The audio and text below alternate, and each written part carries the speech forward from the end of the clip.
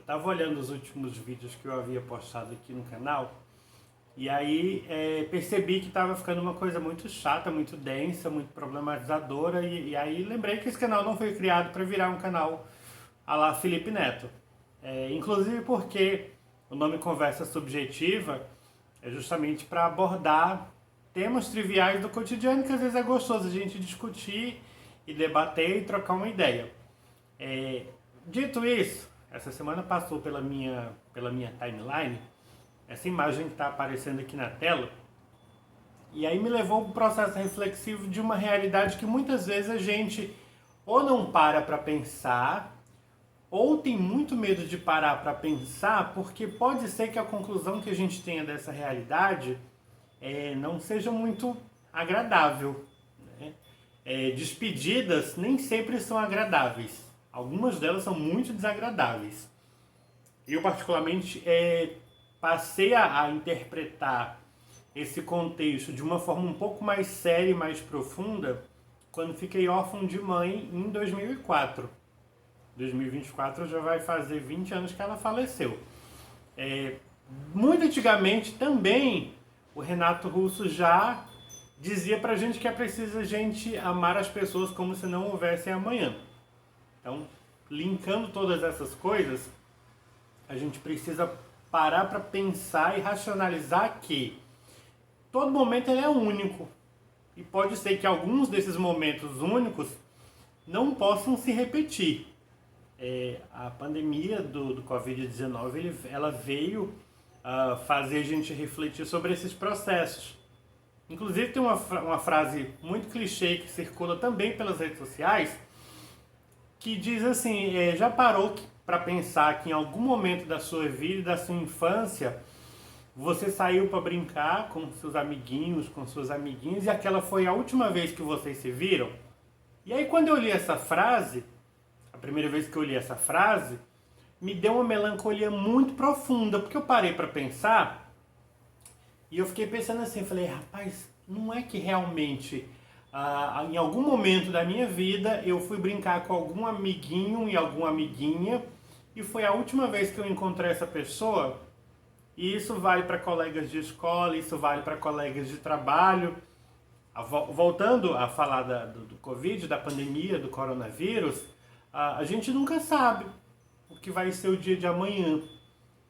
Porque tantas e tantas e tantas e tantas famílias, como algumas pessoas próximas a mim, não tiveram um tempo de se despedir. Então a gente precisa realmente caprichar nos encontros. É muito comum que a gente veja, por exemplo, as pessoas se lamentando desse problema de não ter mais a vida social que tínhamos até o começo de 2020, porque de lá para cá tudo mudou. Né? Essa questão do novo presente, ou do novo futuro, do novo normal, ela foge do nosso alcance. Ela foge muito do nosso alcance.